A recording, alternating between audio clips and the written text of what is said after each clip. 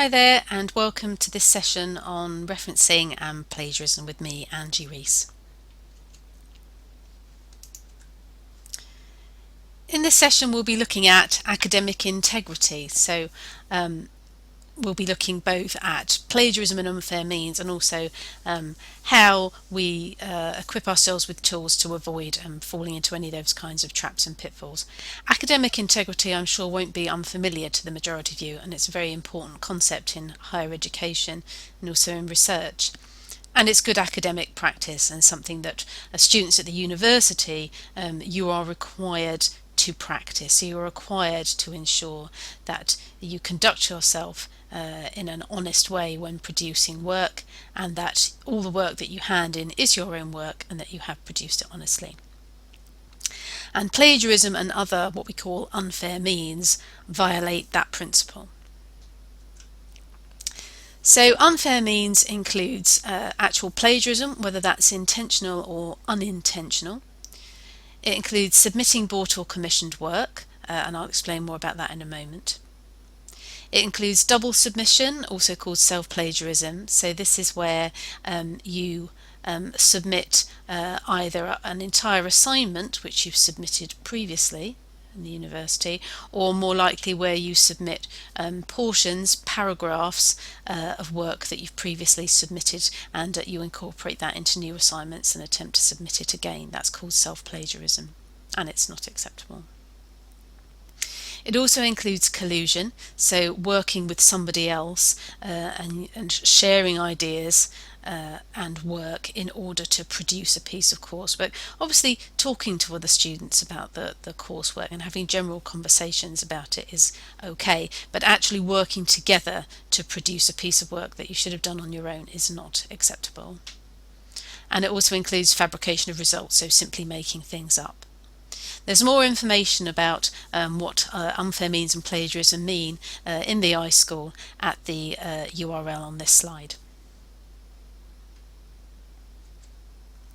So going back to what I said previously about commissioning or purchasing work, there are a number of online companies like the one on this coupon that I'm showing you on the screen here, uniquetermpapers.com. There are lots and lots of others that will offer to write your assignments for you, and you simply pay them and then submit the work.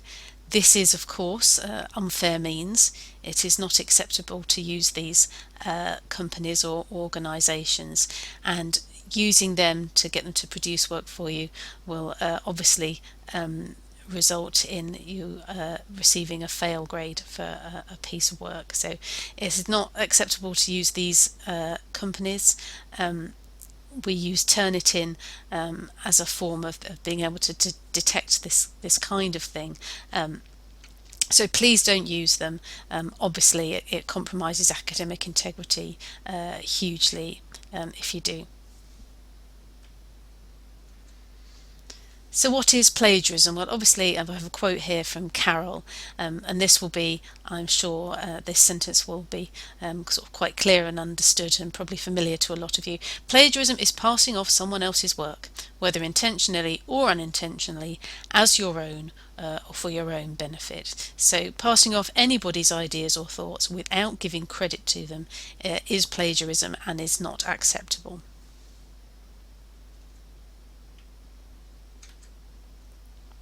So the easiest way we can avoid plagiarism is to get the referencing right, both in the text and in the bibliography at the end. It's extremely important. It's important that you use an accepted referencing style and adhere to the conventions of that style to avoid plagiarism. There are lots of referencing styles. I'm sure many of you will have come across the Harvard and Vancouver styles of referencing before. In the iSchool, the standard we use is called the APA system, or the APA style, and in a moment we'll be undertaking a tutorial in the APA style. If you'd like to know more about APA style after doing the tutorial, you can go to their website, apastyle.org, and that's a good reference point in the future if you ever have an unusual type of reference and you want to look up how you would go about referencing that in the APA style. The APA style is very, very similar to the Harvard system, also known as the author date system. So if you've used Harvard before, APA is very similar and should be quite familiar to you. So in order to do your referencing properly, you need to produce an alphabetical list of all the resources that you have used in your work at the end of the work, and they should be ordered by the author's surname. So alphabetical order by author's surname, that's how APA works. If you paraphrase or rewrite another person's thoughts or ideas in your essay, you must cite it and make it clear these ideas are somebody else's. In terms of secondary referencing, that means when you've perhaps read a book and in that book somebody else's ideas are themselves referenced. Always try to go to the original source, and if this isn't possible, follow the guidelines in the university library tutorial. So just to look at some sort of examples and so on. For bibliographic citations, obviously you need to refer the reader to the sources that you've used. The APA style requires that you supply the author's name and year of publication in the text. So for example, Smith 1999 UK Council of Health Informatics Professions 2010. So just two examples there of an in-text citation. And then in the bibliography you need to give the full details of each work, so the author, the date, the title of the work, the place of publication and the publisher. And the point of all this is to help the person who's reading and marking your work to be able to actually find and locate these original resources.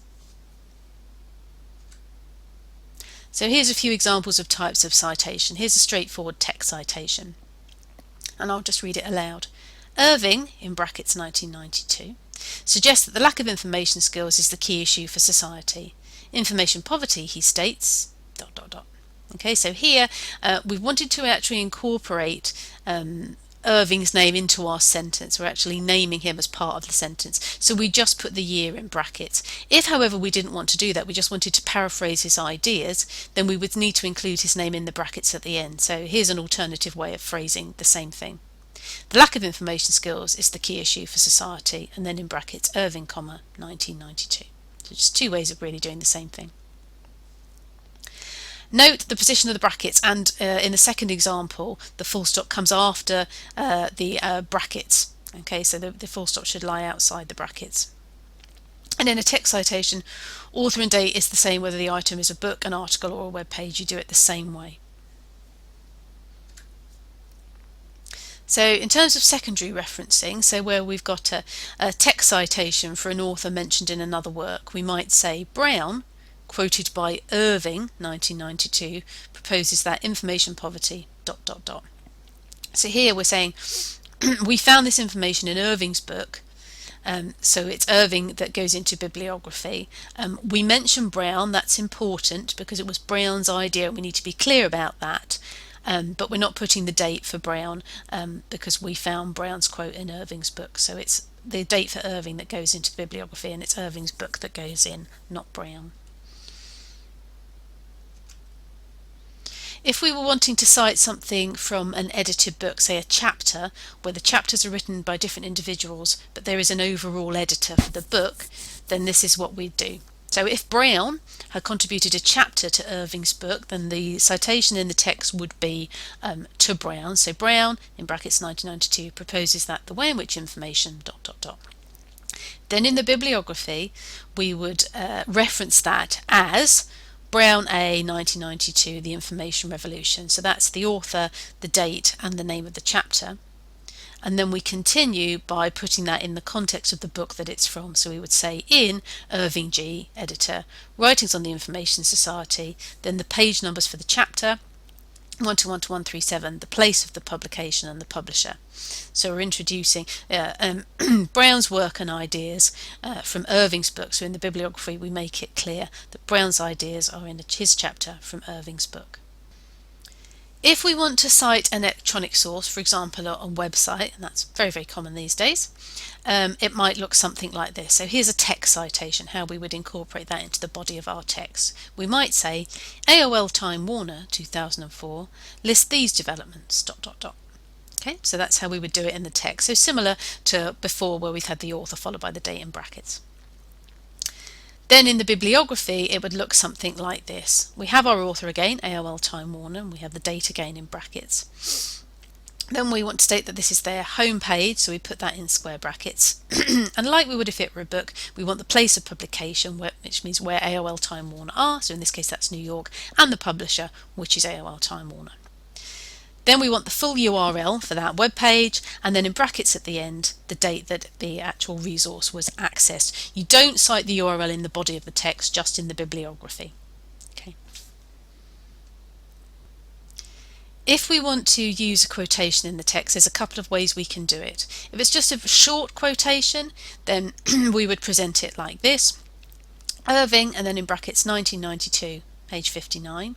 Close brackets, suggests that, and then we open our speech marks. Information capability rather than information poverty is the key issue. Close speech marks, and then we carry on. So that's just literally just a short quote of a very few words. So we can incorporate it like that just into our sentence. If, however, we want to include a much longer quote, which is almost more like a short paragraph, then this is how we would do it. Muddiman, and then again in brackets 1999 page 5, close brackets, explains these inconsistencies. Then we have a colon and a line space. Then we open our speech marks. We have our quote about numerical evidence and use of public libraries. Then we close our speech marks at the end of that. We have another space, another line space, and then we go on. He goes on to suggest that library use by working class people, ... So if you want to use a longer quote, that's how you go about doing it. Okay, it's now time to actually have a practice of doing this. So if you can go to the University of Libraries tutorial, which I have linked to in the left-hand column in the induction room. If you go back to the induction room, having paused this video, and go down to the section of the menu on the left-hand side that says Induction Week Activities, Tutorial and APA Referencing Style, and click on that, you should be able to undertake that tutorial. So if you'd like to do that now, and then come back to the recording.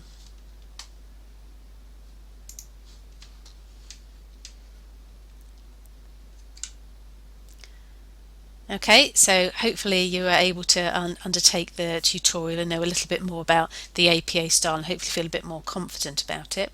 So to avoid plagiarism, just to kind of sum up, obviously don't pass off other people's ideas or words as your own in any way. You must cite in the text and in the bibliography.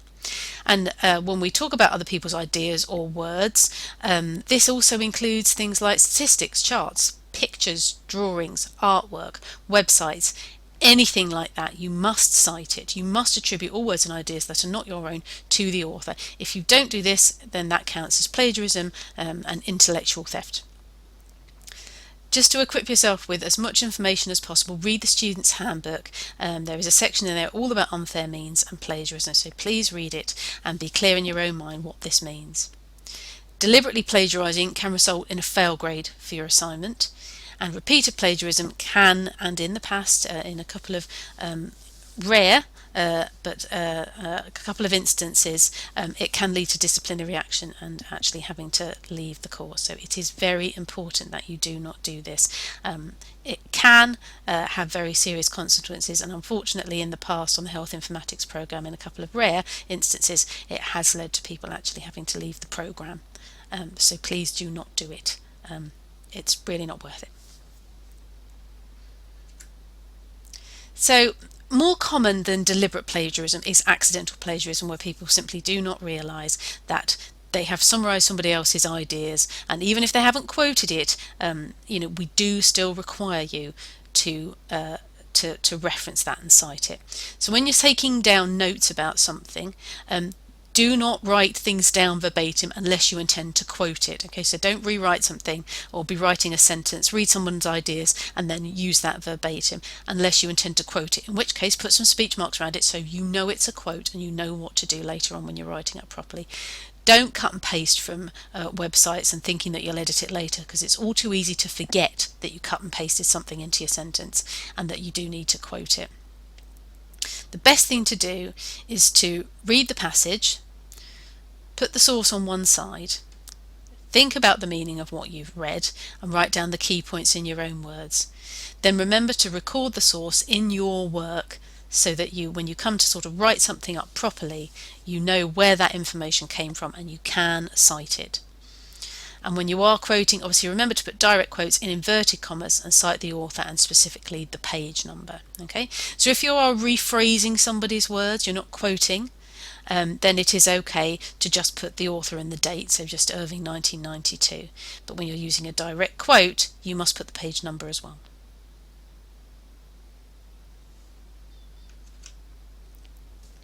In terms of obviously getting help with your work, and if you need to discuss some of the issues that we've talked about here with somebody, you can consult either the module coordinator, or if it's about the test essay, speak to your personal tutor. And you can discuss with them about your essay or your report plan. You can check the understanding of the topic and what you've been asked to do with them, and you can speak to them about how you might go about doing searching and what search terms to use to do research. You can't ask us to read your work for you and actually directly quote on it before you've submitted it, but you can discuss any problems that you're having and check understanding with us. That's fine. If you'd like some more help with essay writing skills, then please follow the link below to the Student Services Support to TAS, which is the Academic Skills Hub, which has lots and lots and lots of information in the Academic Skills Hub. I've also linked to this from the induction room under the section on library resources and help for distance learners. The Academic Skills Hub has tons of information to support you in developing essay writing skills. And in terms of your presentation of your work, consult the Distance Learning Student Handbook. Okay, so that's the end of this session. I hope you found it useful. And again, if you have any questions relating to citing and plagiarism, please speak to either your personal tutor, or if it's on a specific piece of work on a module, speak to the module coordinator.